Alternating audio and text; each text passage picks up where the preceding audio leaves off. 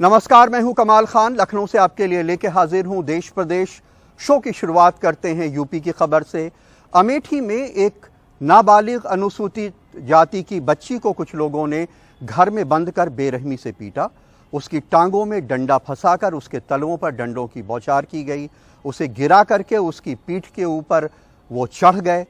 उसे बाल नोच नोच के मारा गया। उसकी वीडियो भी उन्होंने बनाई। ये वीडियो वायरल होने पे प्रियंका गांधी ने एक ट्वीट कर अल्टीमेटम दिया कि 24 घंटे में अगर गिरफ्तारी नहीं हुई दोषियों की तो कांग्रेस आंदोलन करेगी। देखिए रिपोर्ट। यह मंजर दर्दनाक भी है और डरावना भी। किसी प्रोफेशनल अपराधी जैसा बर्ताव हो रहा है। इस बच्ची को सूरज सोनी के घर में मारा जा रहा है, जिसका आपराधिक इतिहास रहा है और पहले कई बार जेल जा चुका है और जिला बदर भी हो चुका है।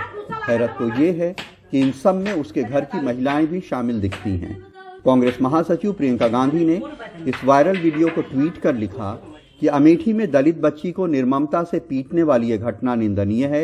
योगी आदित्यनाथ जी, आपके राज्य में हर रोज दलितों के खिलाफ औसतन 34 अपराध की घटनाएं होती हैं और 135 महिलाओं के खिलाफ। फिर भी आपकी कानून व्यवस्था सो रही है। अगर 24 घंटे में अपराधियों को नहीं पकड़ा गया तो कांग्रेस पार्टी जोरदार आंदोलन करके आपको जगाने का काम करेगी। ताला लगा हुआ ये घर वही है जिसमें बच्ची को पीटा गया। प्रियंका गांधी के ट्वीट के बाद इसे लेकर हंगामा हो गया। पुलिस ने जब आरोपियों को ढूंढना शुरू किया तो पता चला कि वे घर में ताला बंद करके फरार हो चुके हैं।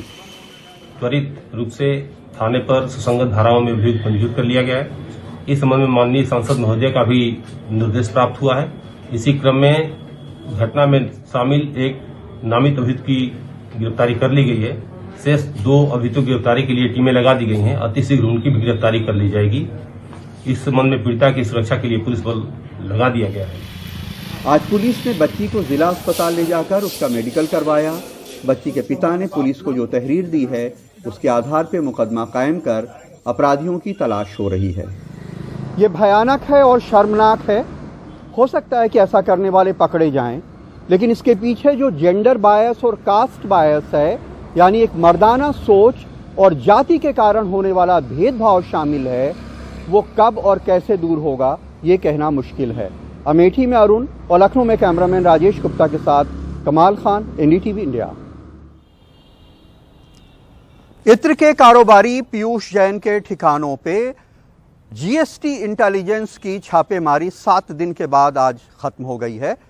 कन्नौज और कानपुर के उनके घरों से 196 करोड़ रुपए कैश और 23 किलो सोना बरामद हुआ है।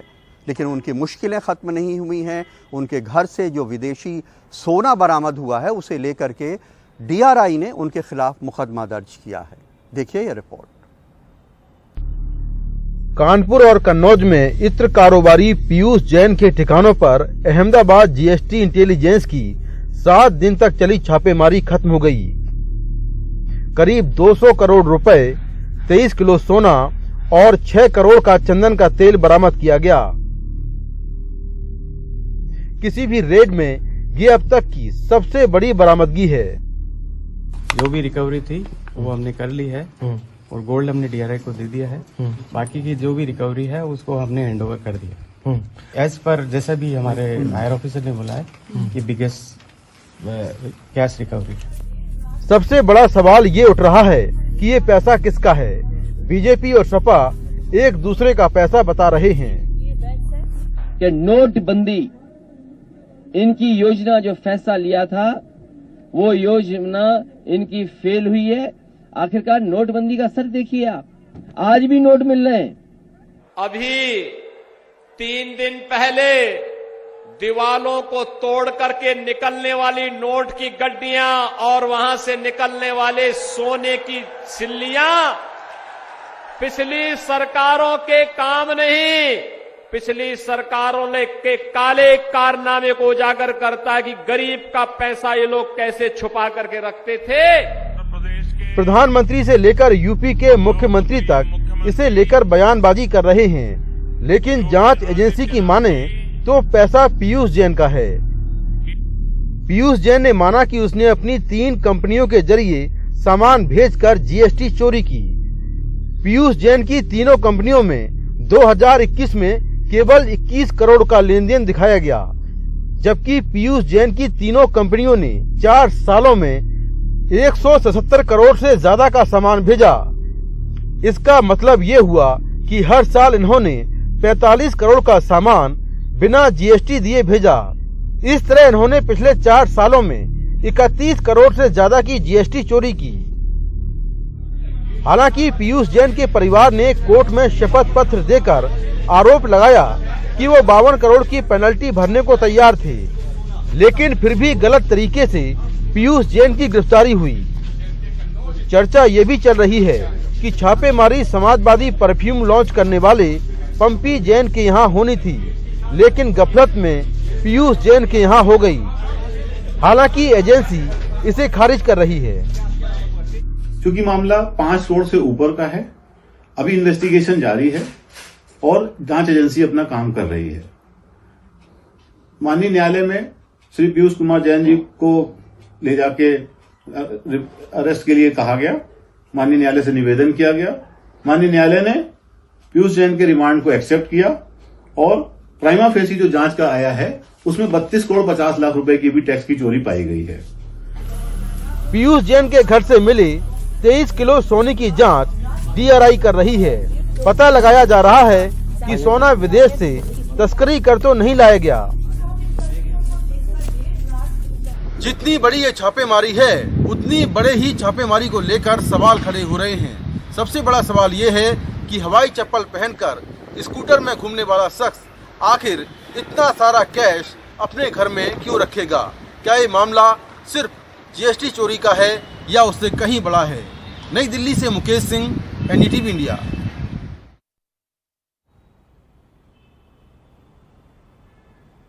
यूपी सरकार ने इलाहाबाद का नाम बदलकर प्रयागराज क्या किया कि यूपी हायर एजुकेशन कमीशन ने अपनी वेबसाइट पे इलाहाबाद के नामचीन शायर अकबर इलाहाबादी का नाम बदल करके अकबर प्रयागराजी कर दिया। हालांकि अकबर इलाहाबादी साहब का इंतकाल 1921 में हो गया था, जब इलाहाबाद हुआ करता था, प्रयागराज नहीं था।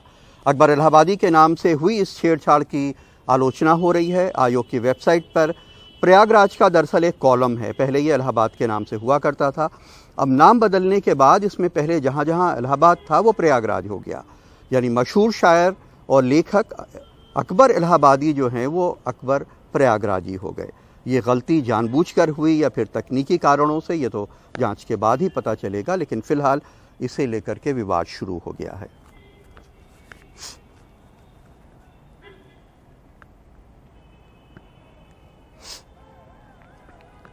दिल्ली में डॉक्टरों की हड़ताल 2 हफ्ते से जारी है। हेल्थ मिनिस्टर से बातचीत के बाद उनका रुख कुछ नर्म हुआ है, लेकिन डॉक्टर जो हैं वो पुलिस से माफीनामा चाहते हैं। इस मांग के ऊपर वो अड़े हुए हैं।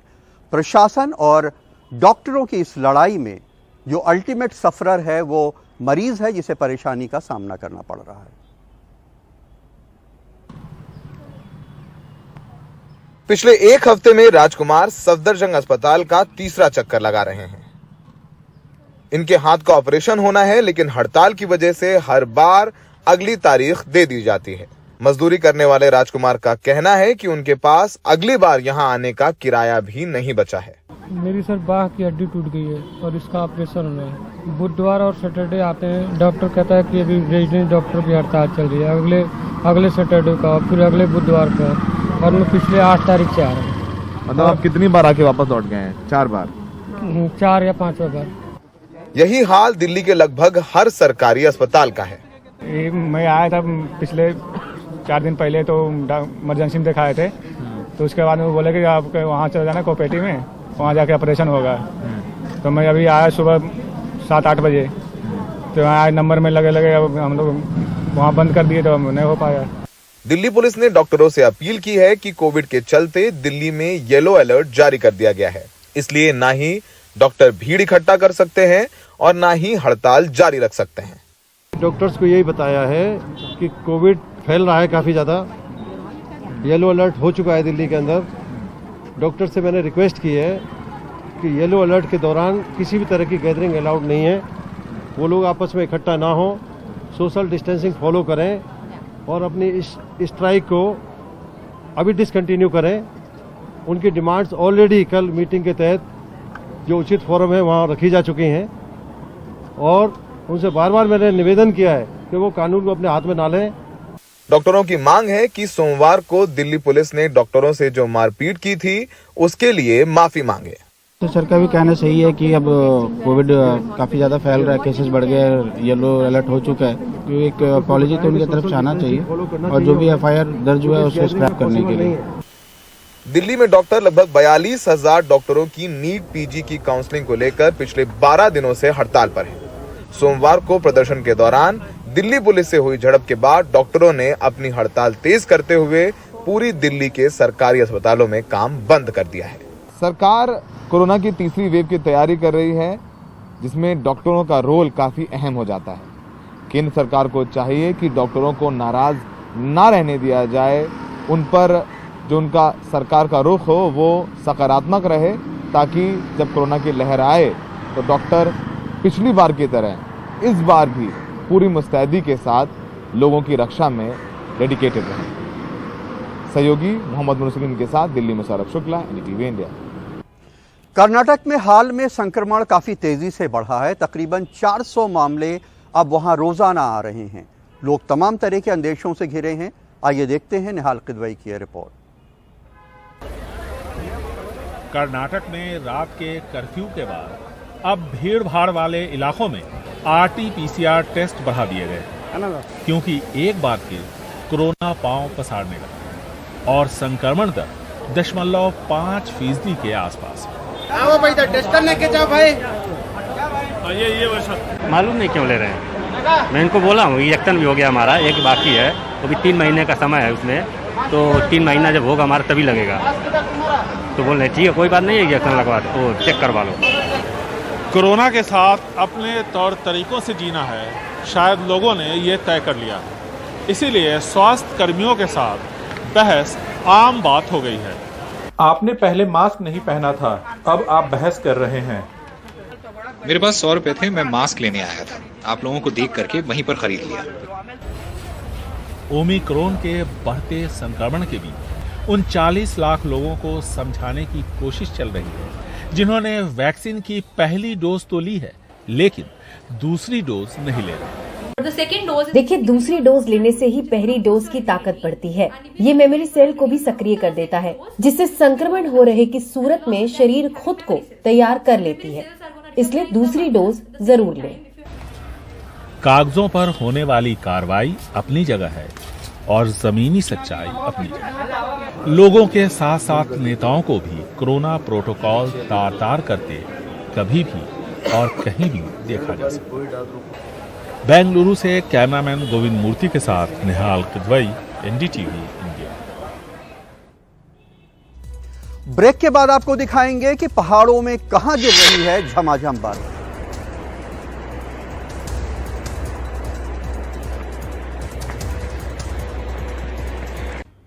हमारे ऑफिस की 9वीं मंजिल के ऊपर खड़े हुए ठंड तो हमें भी लग रही है, लेकिन पहाड़ों में बहुत जबरदस्त बर्फबारी हो रही है और जिससे वहां तापमान में भी गिरावट आई है।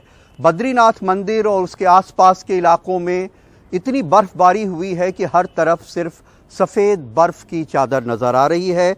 यहाँ पे तापमान भी काफ़ी गिरा है। उत्तराखंड के ही मुनस्यारी में खूब बर्फ गिरी है। वहीं सिक्किम में भी कई इलाकों में बीती रात भारी बर्फबारी हुई है, जिससे वहाँ भी ठंड काफ़ी ज़्यादा बढ़ी है।